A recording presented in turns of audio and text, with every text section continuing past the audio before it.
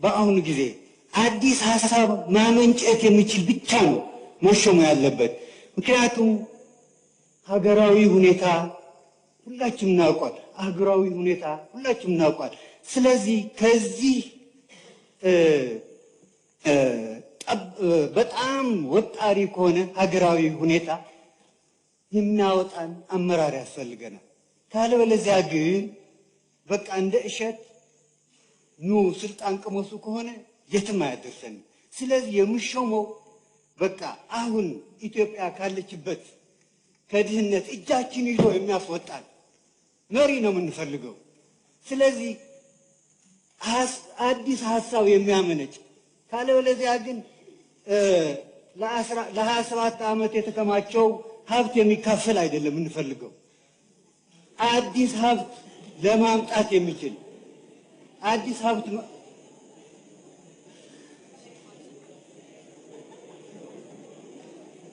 ልቀጥል።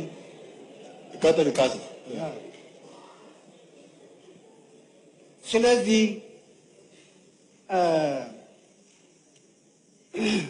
በስራ ውጤታቸው ልክ ለመጠቀም የሚፈልጉ ከዚያ ውጭ በላይ አንዳች ጥቅም የማይፈልጉ ለማግኘት የማይሞክሩ ከኮራፕሽን ነፃ የሆኑ ናቸው ወይ? እንደዛ ከሆኑ ጥሩ ነው። ካለበለዚያ ግን በእነዚህ መስፈርቶች የማያልፉ ከሆነ የሚኒስትሮች ብዛት ለመጨመር ካልሆነ የሚኒስትሮች ብቃትና አቅም ሊያመጡ አይችሉም። ስለዚህ አቅምና ብቃት ያለው ይሾም። ሁለተኛ እንደገና ሽሞቱም ምንድነው? ጸበል ነው እንዴ? በየ6 ወር እኮ ነው። በ6 ወር አዲስ ይመጣል፣ በ6 ወር አዲስ ይባረራል። ምንድነው ይሄ? እቺ ሀገር ተረጋግታ እንድትሄድ የተረጋጋ አመራር ያስፈልጋታል። የተረጋጋ አመራር ከዚህ አሁን ፎር ኤግዛምፕል ሞግቶ የህዝባችን ጥቅም ማስጠበቅ የሚችል አመራር ያስፈልጋታል። አጀንዳ ይዞ የሚሸነፍ አመራር አያስፈልግም።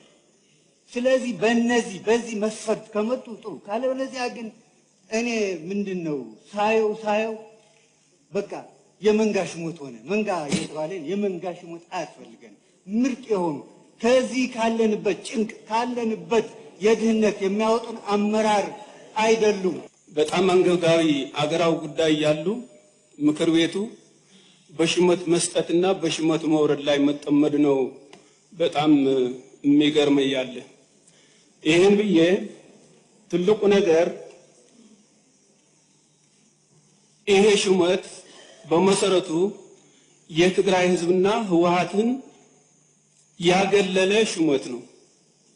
ህወሓት የወከለውን ህዝብ የወከለውን እያለ በአቋራጭ ይህንን የሚገለልበትን ስርዓት ህገ መንግስታዊ ስርዓትና የህብረ ብሔራዊ ዲሞክራሲያዊ ስርዓት ፌዴራል ስርዓት እያፈረሰ ስለሆነ ይህን ሽመት በመሰረቱ ትክክለኛ አይደለም የሚል ሐሳብ አለኝ።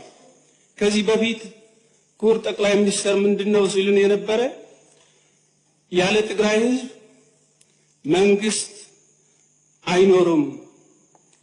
መንግስት ሊኖር ከሆነ እንደ ህዝብ የኢትዮጵያ ህዝብ ሁሉም የብሔር ብሔረሰቦች ህዝቦች ያሳተፈ እንጂ እያገለለ የሚሄድበትን መንገድ ትክክል አይደለም። ከዚህ በፊት ኢትዮጵያ የምትባል ሀገር የሁሉም ብሔር ብሔረሰቦች ብዝሃነትን ያረጋገጠ መሆን አለበት እንጂ ደም አይደለም አሁን የሚፈለገው። ፓርቲያችን ህወሓት የትግራይ ህዝብ የመረጠው ድርጅት ህጋዊ የሆነ ድርጅት እያለ ህጋዊ ባልሆነ መንገድ ስርዓት እየተጣሰ ያለበት ስለሆነ ይሄ ሽመት አግላይ ነው፣ ፍትሃውነት የለውም። የትግራይ ህዝብና ህወሓትን በማግለል ደግሞ ይህች ሀገር የብሔር ብሔረሰቦች ህዝቦች እኩልነትን አንድነትን የሚያከብር ስላልሆነ ይሄ ሽመት ትክክል አይደለም የሚል አቋም ነው ያለኝ። አመሰግናለሁ። በደም አይደለም የሚሉ ሀሳቦች ይቀርባሉ። እኛም በደም አይደለም እየተቃወምነው የምንደግፈው የምንቃወመው በመርህ ነው በአላማ ነው። ስለዚህ የዓላማ ጉዳይ ነው። እኛውን እዚህ የትግራይ ሰው አለ ወይ የለም አይደለም እየተገፋ ነው የትግራይ ህዝብ ስንል ተወደደም ተጠላም እስካሁን ያለው በትግራይ ህዝብ የተወከለ ህወሓት ነው። ይሄ ደግሞ ህጋዊ ድርጅት አይደለም የሚል መከራከሪያ አንድም ሰው ያመጣ የለም። ህጋዊ ስለሆነ ይሄ የመጣ ያለው ግን አሁንም ደጋግመን የኢትዮጵያ ህዝብም እንዲሰማልን ይሄ ምክር ቤት አባልን እንዲገነዘብልን የምንፈልገው የትግራይ ህዝብና ህወሓት እየተገፋ ያለው ህጋዊ ድርጅት እያለ ህጋዊ ባልሆነ ድርጅት ነው ብለን ነው የምናምነው። ምክንያቱም ቢያንስ አልተመረጠም፣ የብልጽግና ፓርቲ አልተመረጠም፣ በህዝብ አልተመረጠም። ስለዚህ ይሄ ብንወደውም ብንጠላውም ቀጣይ ከ4 ወር ኦር ከ5 ወር የሚታይ ነው እንጂ መመረጡና ለመመረጡ እስካሁን ግን ህጋዊ ድርጅት የትግራይ ህዝብ ወክሎ ያለው ህወሓት ነው። ይሄን ማግለል ማለት የትግራይ ህዝብን ማግለል ነው። ገረመድህን ይሁን ገረማርያም ሐጎስ ይሁን ምናምን እዚህ ስለገባ አይደለም።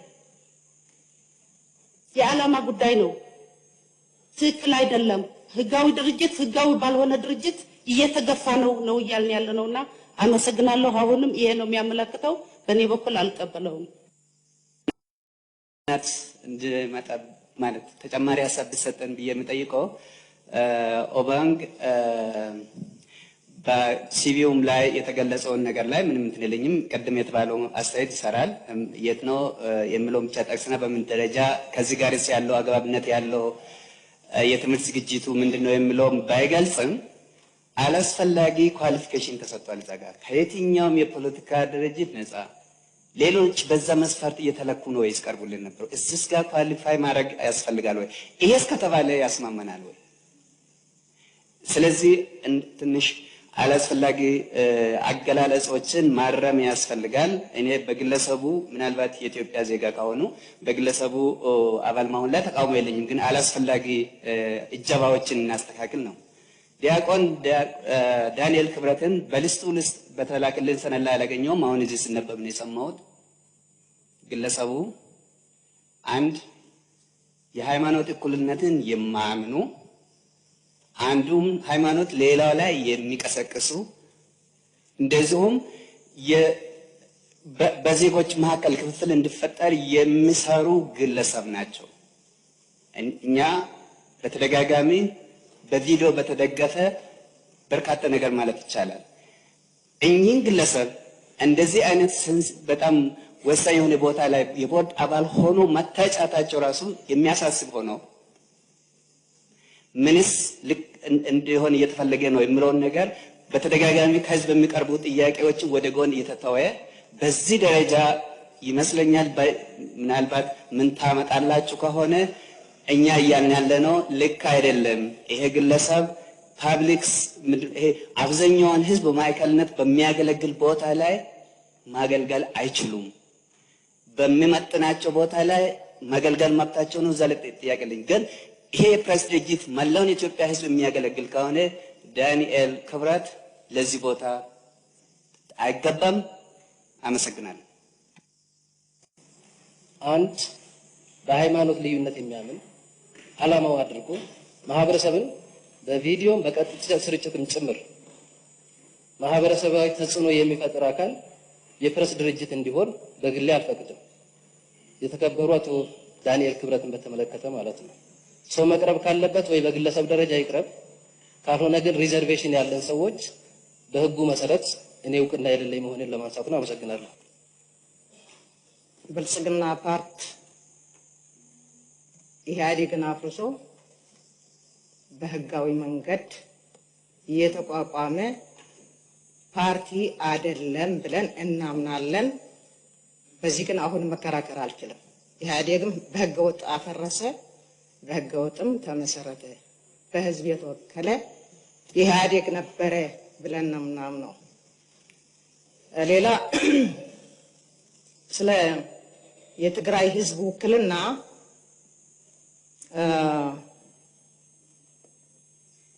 እየተገለለ ነው የሚለው ያሁን አይደለም፣ ደጋግመን ገልጸነዋል። እየተገለለ ነው። ብልጽግና ፓርቲ የሚባለው ከቲፒኤልኤፍ ሳይሆን ልዩነቱ በግልጽ የሚያሳየው ከትግራይ ህዝብ ነው። ከትግራይ ህዝብ ነው። ይሄ መታወቅ አለበት።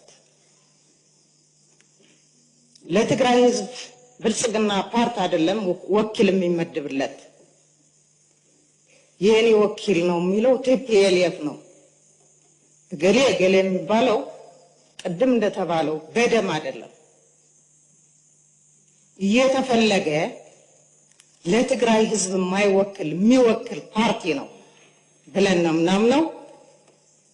በዚህ ምናልባት ብልጽግና ፓርቲ ወይም ምናልባትም በዚህ በአሁኑ ያለ መንግስት በትግራይ ህዝብ እየፈጸመው ያለ የማግለል ሁኔታ የመጀመሪያ ይሆናል ካለፉ መንግስታት የሚል እምነት አለኝ። ይሄም እንዲመዘግብልን እንፈልጋለን። ይህ ህዝባችን አቋምና አመለካከትም ይሄ መሆኑ መታወቅ አለበት። ሌላ ስለ ዳንኤል ክብረቴ ካልተሳሳትኩ በቅርብ ጊዜ ለነ ዶክተር መራራ ምናልባት ተሳስቼ ከሆነ ልታረም እችላለሁ ጨምሮ ያቋቋምነው እንትን ነው መሰለኝ። አሁን ለነዚህ አውጥተን ስለተቃውሞ ነው የሚል እምነት አለኝ። ግን እነዚህ ሰዎች ቢያንስ አሁን ከሚባሉ ሰዎች አገሪቷን በመረጋጋት ሚዛናዊ ስራ ከመስራት አንጻር የተሻሉ ነው የሚል አቋም አለኝ። እነ ዳንኤል ክብረቴ አገር ሊበትኑ ነው ወይስ ሊያግባቡ? አሁን ወደ ስልጣን እየመጡ ያሉ ለምንድን ነው የማያግባቡ ሰዎች እየተመረጡ በመረጡልን ሰዎች ዝም ብለን እየተቀበልን የምናጸድቀው? አሁን የኢትዮጵያ ሕዝብ ይሄንን እየተባለ ያለ ግለሰብ ይቀበለዋል?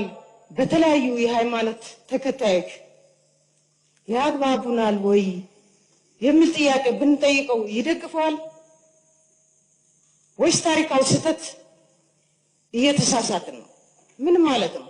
ትንሽ ሚዛናዊ የስልጣን አሰጣጥ የኢትዮጵያ ሕዝብ ምን ይላል፣ ሌሎች ምን ይላሉ ብሎ መገመት አይቻልም እንዴ? ሀገር ለመቀጠልና ለመግባባት የሚፈልግ ፓርቲና መንግስት ከሆነ ስለዚህ እኔ ምናልባት እንዳላስረዝመው ቅድም ያልኩት በደንብ ማሰመር ፈልጋለሁ። የተባለው ሰውና አጠቃላይ ደግሞ የስልጣን አሰጣጡ ከህገወጥ ፓርቲ የሚሰጥ አሰማኑ ሽመት ስለሆነ ተቀባይነት የለውም የሚል ጽኑ እምነት ነው ያለን። አመሰግናለሁ።